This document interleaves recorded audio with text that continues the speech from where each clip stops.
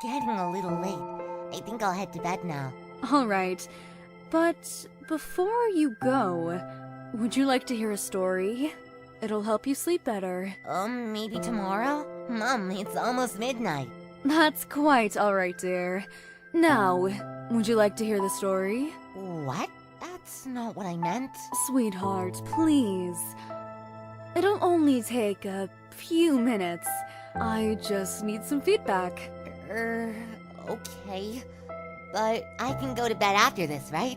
Of course. Now, listen up. This story is called The Golden Cove. I'll tell you of a time, under the sunshine, when mermaids would laugh and play. They lived in a cove of golden sands and sea foam, where for the rest of their lives they would stay. Their beauty spread throughout the lands, enchanting sailors who asked for their hands. But it wasn't only them.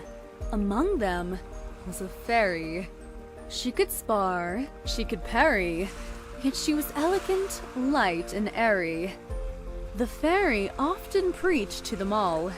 But the worst of all were the pirates, she said. The outside is where you'll meet your downfall. From thieves to killers to princes at the ball. They'll spot you, lure you, and strike you dead. They pillage and lie, painting oceans red.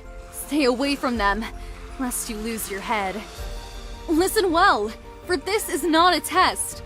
After all, I would know best. And it just so happened, on one fateful day, the fairy cried, "Pirates!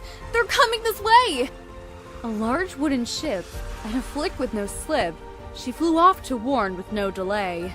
She told the mermaids, "You all must leave, down to the very depths of the sea, where you are safe and men cannot reach." Though the mermaids were curious, they did hide, not at the bottom, but at the side, where they couldn't be seen, but they could scheme, or watch the coming of war. And so, the fairy landed on the ship, sword in hand, sheath at hip. Loudly, she delivered a single line, "I will make you pay for your crime!" The sailors turned white as the shirts they were sporting. "We mean no harm. We just want a peaceful crossing." But the fairy couldn't, no, wouldn't hear. She raised her blade as they cowered in fear. It was terribly one-sided that day, for fists cannot hold a sword at bay. And when the fairy caressed the remains of war, and when all the mermaids were free, she looked down into their soft hazel eyes and prepared to eat. With this, the mermaids gave a shout. "What have you done? You've killed and eaten an innocent one!"